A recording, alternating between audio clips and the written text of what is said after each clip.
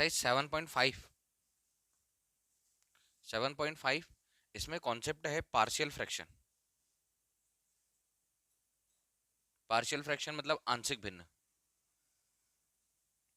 अबे आंशिक भिन्न का छोटा सा मतलब क्या है कि अगर हमारे पास 3/2 लिखा है, इसका इंटीग्रेशन नहीं हो रहा है, ठीक है, सिर्फ एक एग्जांपल बता रहा हूँ, इसका इंटीग्रेशन नहीं हो रहा, तो इसको बांट दो।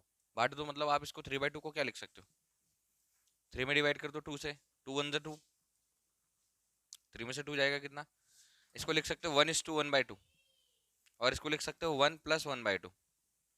अब इसका अलग अलग करके इंटीग्रेशन कर सकते हो। 3/2 अगर लिखा हुआ है तो 3/2 को हम लिख सकते हैं 1:1/2, और 1 को अलग सेपरेट कर दो, 1/2 को अलग सेपरेट कर दो और उसका इंटीग्रेशन कर दो।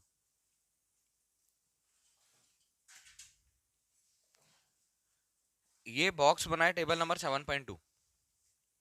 इससे रिलेटेड पूरे क्वेश्चन सॉल्व होंगे। टॉपिक है कि आप क्या लिख सकते हो, जैसे कि अगर कोई फंक्शन दिया, इंटीग्रेशन का फॉर्मूला नहीं है, सिर्फ ये आंशिक भिन्न का फॉर्मूला है, px + q। अगर ऊपर क्या होगा, लीनियर पॉलिनोमियल या फंक्शन, और नीचे होगा ऐसे, तो आप इसको लिख सकते हो a/a - b + b/a - b।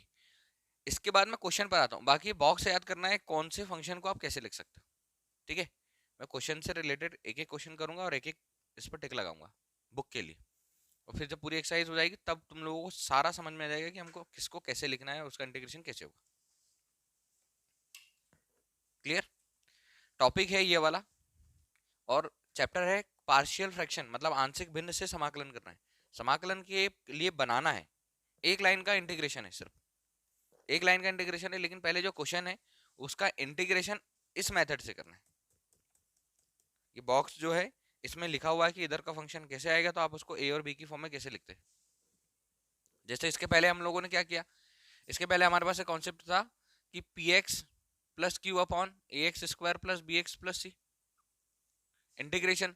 तब अगर इसका इंटीग्रेशन नहीं हो रहा है तो आप px + q को क्या लिख सकते हो, a d/dx of ax² + bx + c + b। और यहाँ पर हमने क्या किया, a और b को सॉल्व किया, a और b की वैल्यू लेकर आए, और a और b की वैल्यू लेकर आए और उसमें वैल्यू पुट करी, सेपरेट किया, तब इंटीग्रेशन दोनों का अलग अलग हो गया, दो क्वेश्चन बन गए। सेम कॉन्सेप्ट यहाँ पर भी है इन क्वेश्चंस में। पहला मैंने बताया एक्सरसाइज के क्वेश्चंस से देखते और उधर से समझ में आ जाएगा कि क्या चल रहा है, ठीक है, एक्सरसाइज के क्वेश्चन से। लेकिन ये टेबल को ध्यान से देखना, इस टेबल से ही सब कुछ कि हम कैसे लिख सकते हैं उसको यहाँ से पता चलेगा। फर्स्ट क्वेश्चन, x/(x + 2), x+1 और x+2, इसका इंटीग्रेशन करना है। अब सोचो अगर इसका इंटीग्रेशन करना है हमको, तो इसका इंटीग्रेशन डायरेक्ट हो जाएगा क्या, डायरेक्ट को इंटीग्रेशन का फॉर्मूला लग सकता है क्या इसमें,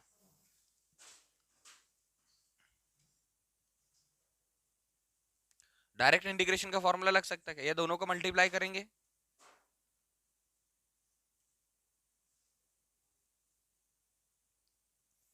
दोनों को मल्टीप्लाई करेंगे यहाँ से हम, और फिर इसके पहले जो एक्सरसाइज की है उसके हिसाब से सॉल्व करेंगे, तो भी नीचे वाले को लेट करने पर ऊपर वाला नहीं आएगा।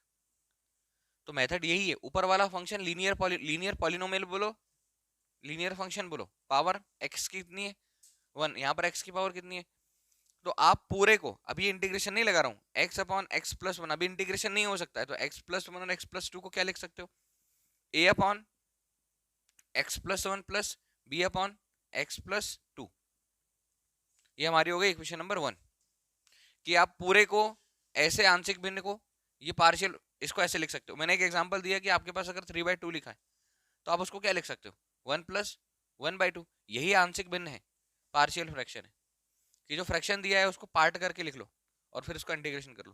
तो ये जो आंशिक, ये जो भिन्न है, ये जो रेशनल है, परिमेय संख्या है, इसको पार्शियल करके लिख लो, पार्ट बनाकर लिख लो, ठीक है। तो पूरे को हम इस फॉर्म के हिसाब से, कंसेप्ट के हिसाब से ऐसा लिख सकते हैं। अब हमको ए और बी की वैल्यू निकालना है, ए और बी की वैल्यू निकालना है। अब ए और बी की वैल्यू निकालने के लिए मेथड देखो, इन दोनों का एलसीएम, ये इक्वेशन 1 है, इन दोनों का एलसीएम लिए कितना है, x+1 और ये पहले से x+1 और x+2, क्रॉस मल्टीप्लाई कर दो, जैसे परिमेय संख्या हल करते हैं ना, 1/2 प्लस 1/3 को सॉल्व किया, दोनों का एलसीएम कितना आया, 2 से 6 में डिवाइड किया कितने टाइम, 3, 3 1 जा 3 प्लस 3 से 6 में डिवाइड किया कितना, 2 1 जा 2, कितना आ गया 5 मतलब 5/6 को हम ऐसे लिख सकते, 5/6 को हम ऐसे लिख सकते। वैसे ही दोनों का एलसीएम इससे इसमें डिवाइड किया, ये कैंसिल, ये बचा, या क्रॉस मल्टीप्लाई कर दो, a x plus 2 plus b, अभी देखो पूरा पूरा का पूरा मल्टीप्लाई वाला है, पूरा मल्टीप्लाई वाला है, तो इससे ये कैंसिल। हमको a और b की वैल्यू लाना है, और a और b की वैल्यू के लिए मेथड बता रहा हूं मैं, x equal a x plus 2 plus b x plus 1। अभी देखो क्या करेंगे, a और b की वैल्यू लाना है, तो यहाँ पर एक फैक्टर दिख रहा है, मेथड इजी है ये, फैक्टर दिख रहा है क्या है, x प्लस 2, यहाँ पर फैक्टर कितना दिख रहा है, फैक्टर मतलब गुणनखंड, तो आप x प्लस 2 को किसके इक्वल पुट कर दो, x इक्वल कितना आ जाएगा, -2 फ्रॉम इक्वेशन 2, जहां जहां x है वहां कितना रख देंगे, तो वैल्यू किसकी आएगी, b की वैल्यू आएगी, क्यों, क्योंकि ये तो जीरो हो जाएगा, तो x की जगह पर -2 equal a x -2 plus 2 plus b -2 plus 1, इससे cancel, -2 equal a into 0 plus b into कितना आएगा, -1, -1 आएगा, अरे -2 प्लस 1 को सॉल्व करोगे -1 आएगा, क्या बचा, -2 इक्वल, ये तो हो गया 0, ये क्या हो जाएगा -b, और b इक्वल कितना आ गया, b की वैल्यू कितनी आई, अब वैल्यू किसकी चाहिए, a की, तो ये जो दूसरा फैक्टर है गुणनखंड, इसमें क्या करने वाले हम, x प्लस 1 को किसके इक्वल, x इक्वल कितना आएगा -1, तो एक बार इस समीकरण में, इक्वेशन 2 में, इसमें हम x की जगह पर एक बार कितना पुट करेंगे, जब x की जगह पर -2 रखा b की वैल्यू आई, -1 रखा a की वैल्यू आएगी, -1 equal a -1 plus 2 plus b -1 plus 1, -1 equal, ये तो हो जाएगा 0, तो यहां पर कितना बचेगा हमारे पास, खाली a इक्वल कितना आ गया -1। अब देखो कि आपने इसको ऐसे लिखा है, इस फॉर्म को ऐसे लिखा है, तो फिर से देखो x by x plus 1 x plus 2, इसको a के प्लेस पर कितना है, a के प्लेस पर कितना लाया हम लोगों ने, -1 by x plus 1 plus b के प्लेस पर कितना लाया 2, तो ये हो जाएगा 2 बाय x प्लस 2, तो हम इसको ऐसे लिख सकते हैं। अब इसका इंटीग्रेशन आसानी से हो जाएगा, इन दोनों को सॉल्व करोगे ना ये आ जाएगा, मैं सॉल्व करके भी बता देता हूँ, कंफ्यूज नहीं होना। दोनों का एलसीएम कितना है, दोनों का एलसीएम लघुत्तम समापवर्तक x प्लस 1 और x प्लस 2, क्रॉस मल्टीप्लाई कर लो, -1 है x प्लस 2 प्लस यहाँ कितना है 2 x प्लस, इसका इसमें मल्टीप्लाई कर लिया, minus x minus plus -2 plus 2x plus 1, नीचे ये रहने दो, देखो -2 और +1, यहाँ पर 2 1 2 है, 2 एकम 2 है, ठीक है, -2 से +2 कैंसिल, 2x और -x को सॉल्व करोगे क्या जाएगा x प्लस, वही क्वेश्चन आ गया। सिर्फ हमारे पास इंटीग्रेशन बनाने के लिए मेथड है कि आपको उसका इंटीग्रेशन करना है तो आप उसको आसानी से कैसे बना सकते हो कि इसका इजीली इंटीग्रेशन हो जाए। इसका डायरेक्ट इंटीग्रेशन समाकलन नहीं होगा, उसको समाकलन बनाने के लिए, समाकलन करने लायक बनाने के लिए ये मेथड से दी हुई है। ये ध्यान में रखना है कि फंक्शन कैसा आएगा तो आप उसको लिख कैसे सकते हो, फंक्शन चेंज है तो लिखने का तरीका भी चेंज है, उसमें 5 मेथड है, फंक्शन चेंज है लिखने का तरीका भी चेंज है, ठीक है। अब हमने ये लिख लिया, इसको लिख लो डायरेक्ट जैसे इंटीग्रेशन करना था, क्योंकि integration x upon x plus 1 x plus 2 dx था, और हमने x अपॉन x प्लस 1 और x प्लस 2 की जगह पर क्या ले आए, ये लेकर आ गए, तो इंटीग्रेशन क्या आ जाएगा -1 upon x plus 1 plus 2 by x plus 2 पूरा ब्रैकेट dx सेपरेट कर लेंगे अब क्योंकि इसका इंटीग्रेशन करना है, minus integration 1 upon x plus 1 dx plus 2 integration 1 upon x plus 2, किसी को लेट करने की आवश्यकता नहीं है, अगर मानेंगे तो लेट करेंगे x प्लस 1 को t dx इक्वल dt।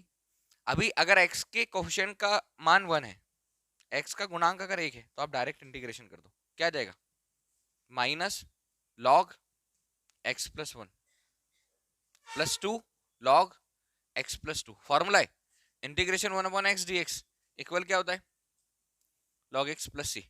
अभी आंसर ये आ रहा है या इसका चेंज आ रहा है बताओ, मैं उसके आगे कर दूंगा क्योंकि सामने माइनस लगा हुआ है, बताएं, या उसको इधर कर दिया, चेक करें। 7.5 फर्स्ट क्वेश्चन, आंसर चेक करें।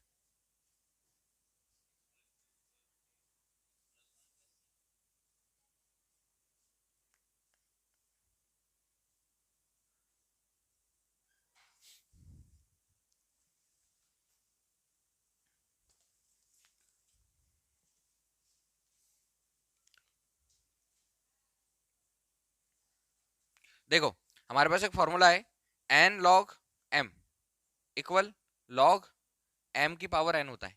अगर एन लॉग एम होगा तो लॉग एम की पावर क्या होगा, जैसे एन लॉग एम होगा, एन लॉग एम होगा तो ये कहाँ चले जाएगा, इसकी पावर में। यहां पर ये किसके कहाँ चले जाएगा, इसकी पावर में, पावर में चले जाएगा, मतलब -1 है तो पावर में चले जाएगा तो -1 हो जाएगा। 2 log x plus 1 x plus 2 तो 2 पावर में चले जाएगा इस फॉर्मूले के अकॉर्डिंग, तो ये हो जाएगा हमारा लॉग एक्स प्लस 1 की पावर 2, ठीक है, प्लस लॉग एक्स प्लस 1 की पावर -1,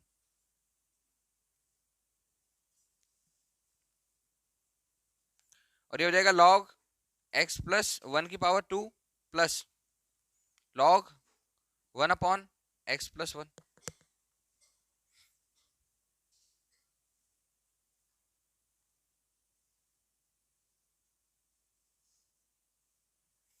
या क्या करो, दूसरे हिसाब से इसको रहने दो,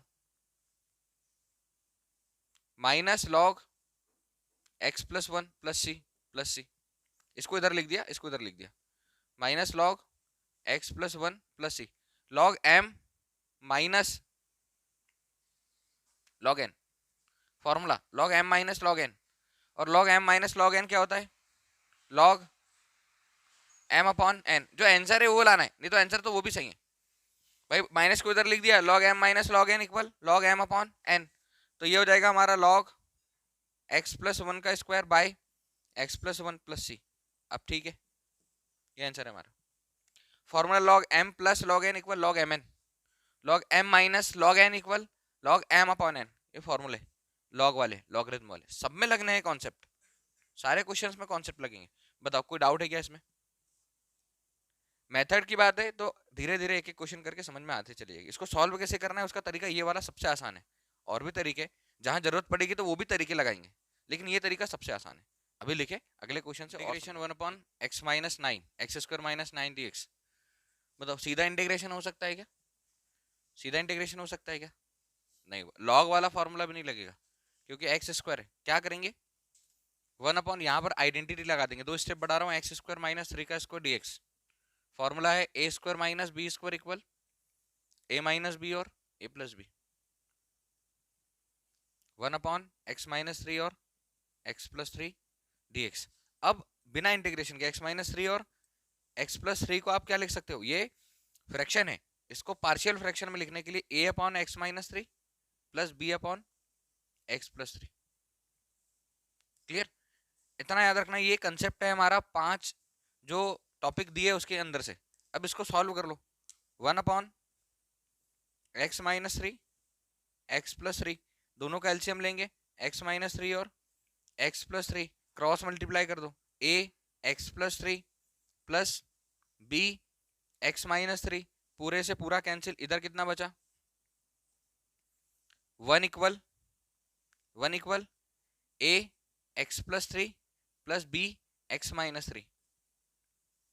सेम फैक्टर उठा लो, गुणनखंड, जहां जरूरत अलग क्वेश्चन आएगा ना वहां मैं वाला तरीका बताऊंगा। अभी यही याद रखो कि और बी की वैल्यू निकालने के लिए जो उनके साथ गुणनखंड है उसको उसको लेट कर लो, x प्लस 3 को किसके इक्वल मान लो, तो x इक्वल कितना आ जाएगा, पहले x की जगह पर अगर -3 रखोगे तो ये 0 हो जाएगा, जिससे फैक्टर उठाओगे जिससे फैक्टर लोगे वो 0 हो जाएगा, इक्वल -3 प्लस 3 प्लस b -3 -3, तो ये तो 0, 1 इक्वल क्या बचा -6b, और b इक्वल क्या जाएगा 1/-6, b इक्वल -1/6, ये b आ गया।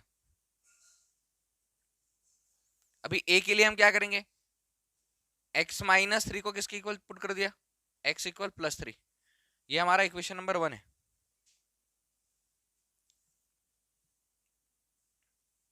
ये 2 है। x इक्वल इस इक्वेशन में 3 रखने पर तो 1 equal from equation 2, 1 equal a 3 + 3 + b 3 - 3, ये 0, 3 और 3 6, तो a इक्वल 1/6 हो जाएगा।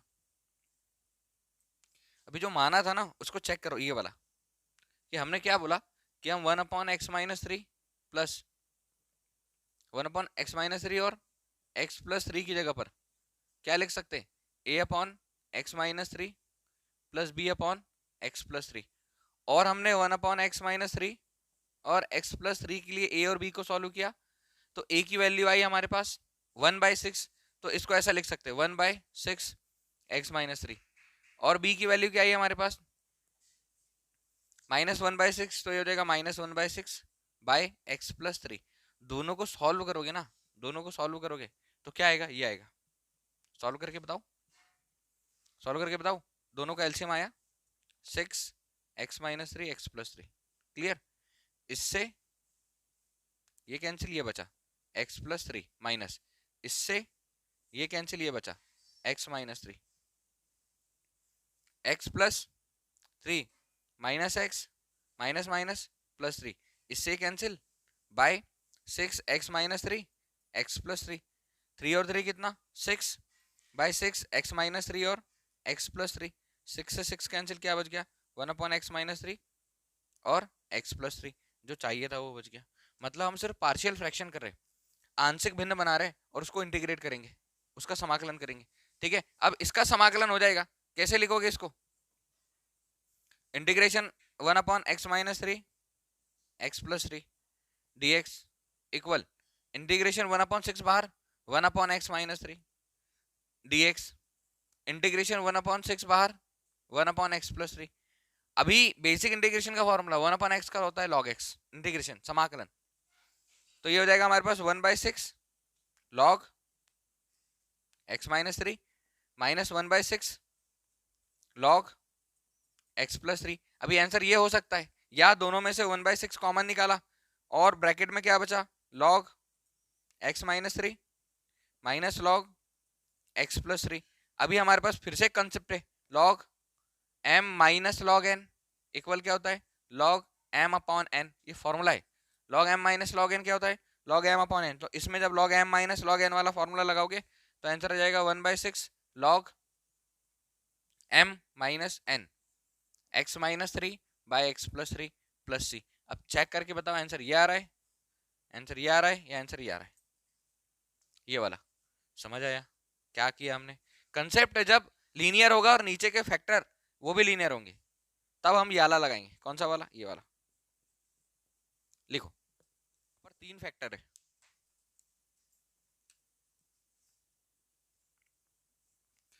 Three x minus one x - 1 x - 2 x - 3 integration dx। अब जब 3 फैक्टर आएंगे तो क्या करोगे, सीधा देखो हम पूरे को 3x - 1 बाय x - 1 x - 2 और x - 3 को क्या लिख सकते हैं, a/x - 1 b/x - 2 c/x - 3, 3x - 1 by x - 1 x - 2 x - 3 equal, तीनों का एलसीएम कितना x - 1 x - 2 x - 3। सुनना ध्यान से, x - 1 से x - 1 कैंसिल, दोनों बचा, दोनों का इसमें multiply a x - 2 x - 3 plus b के लिए क्या करेंगे, x - 2 से ये कैंसिल, ये दोनों बचे, तो इन दोनों का इसमें मल्टीप्लाई गुणा x - 1 x - 3 प्लस इससे ये कैंसिल, ये दोनों बचे c x - 1 x - 2 पूरे से पूरा cancel, 3x - 1 equal a x - 2 ऐसे रहने देना,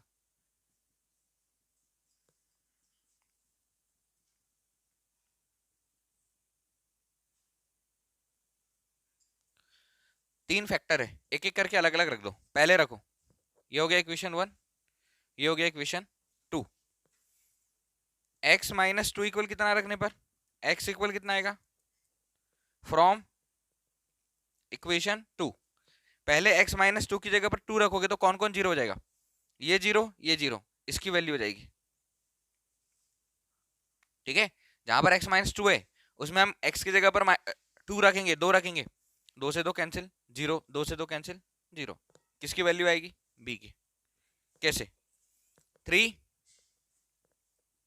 x के प्लेस पर 2 minus 1 equal a 2 minus 2, 2 minus 3, ये जीरो हो जाएगा, 2 में से 2 जीरो, ये पूरा zero, plus b 2 minus 1, 2 minus 3, plus c 2 minus 1, 2 minus 2। तो इससे ये कैंसिल, पूरा जीरो, इससे ये कैंसिल, पूरा जीरो, तो ये भी जीरो, ये भी जीरो, क्या बचा 3, और 3 2 6 में से बन जाएगा, कितना बचेगा 5, इक्वल b 2 में से 1 1, 2 में से माइनस 3 माइनस 1, तो यहाँ पर कितना लिख देंगे -1, और b इक्वल क्या आएगा -1/5, b इक्वल -5। कल भी एक क्वेश्चन में ऐसी ही मिस्टेक हुई थी, b इक्वल कितना आएगा -5। अब b इक्वल -5 आ गया, फिर से अगला फैक्टर उठाओ x माइनस 3, तो x माइनस 3 को किसके इक्वल पुट कर दिया, जीरो के। x इक्वल कितना आ गया, फ्रॉम इक्वेशन 2, समीकरण 2 से, जहां जहां x है वहां वहां 3 रख दो, 3 इंटू 3 -1 इक्वल a 3 माइनस 2। अच्छा, यहाँ भी 3 रखेंगे तो ये जहां x माइनस 3 है वो जीरो हो जाएगा। अब वैल्यू किसकी आएगी, c की। ठीक है, 3 minus 2 bracket 3 minus 3 plus b 3 minus 1, 3 minus 3 plus c 3 minus 1 और 3 माइनस 2। ये वाला पूरा जीरो, ये वाला पूरा जीरो, क्योंकि 3 माइनस 3 जीरो, पूरा इंटू करेंगे जीरो, 3 माइनस 3 जीरो, पूरा इंटू करेंगे जीरो। 9 में से एक गया, कितना बचा, इक्वल। इसको सॉल्व करो, 3 में से एक गया 2, ठीक, और 3 में से 2 गया 1, मतलब कितना आएगा 2c। इससे कैंसिल कितने टाइम, c इक्वल कितना आ गया 4। फिर से एक और फैक्टर बचा, जीरो, तो x इक्वल कितना आएगा +1, x इक्वल कितना +1। जहां जहां पर x है वहां कितना रख दो 1। भाई x माइनस 2 रख चुके थे तब तो b की वैल्यू उतनी आई ना, 3 इंटू 1 माइनस 1 इक्वल। अब जहां x माइनस 1 वाला फैक्टर है वो जीरो हो जाएगा, x माइनस 1 वाला गुणनखंड जो है वो जीरो हो जाएगा, कितना रखने पर, 1 रखने पर, 1 माइनस 1 जीरो, 1 माइनस 1 जीरो, पूरा जीरो, पूरा जीरो, सिर्फ किस में रख दो, a 1 माइनस 2 1 माइनस 3, 3 कम 3 में से एक गया, कितना, अभी कितना बचेगा, एक में से -2 जाएगा -1, एक में से -3 जाएगा -2, माइनस माइनस प्लस क्या जाएगा 2a, 2 से 2 कैंसिल, a इक्वल कितना आएगा 1। अब वैल्यू पुट करना है किसमें, इक्वेशन नंबर 1 में, फ्रॉम इक्वेशन 1, कहने का मतलब 3x minus 1 by x minus 1, x minus 2 और x माइनस 3। इसको क्या लिख सकते हो, a b c की वैल्यू निकाल चुके, a की वैल्यू कितनी है 1, तो इसको लिखोगे 1 by x minus 1 plus b की वैल्यू कितनी है -5, यहाँ लिख दोगे -5 by x minus 2 plus c के प्लेस पर कितना, c के प्लेस पर है हमारे पास 4, तो ये जाएगा 4 बाय x माइनस 3। अब इंटीग्रेशन हो जाएगा सबका अलग अलग इंटीग्रेशन, तो ये हो जाएगा हमारा समाकलन 3x minus 1 by x minus 1, x minus 2, x minus 3 dx equal integration 1 upon x minus 1 dx plus -5 integration 1 upon x minus 2 dx plus 4 integration 1 upon x minus 3 dx। सबका अलग अलग इंटीग्रेशन कर दो। अब यहाँ पर देखो इंटीग्रेशन 1 अपॉन x माइनस 1 है, इंटीग्रेशन 1 अपॉन x माइनस 2 है, इंटीग्रेशन 1 अपॉन x माइनस 3 है। क्या करोगे, सीधा सीधा आंसर लिख रहा हूं, log x minus 1 -5 1 upon integration x minus 2 log x minus 2 plus 4 log अब बताओ आंसर यही आ रहा है कि और कुछ आ रहा है? और कुछ आ रहा हो तो सॉल्व करते हैं, आगे पीछे हो सकता है। यही है, इसके आगे सॉल्व नहीं किया? पक्का? ठीक है भाई, लिखे +C, ये हमारा आंसर।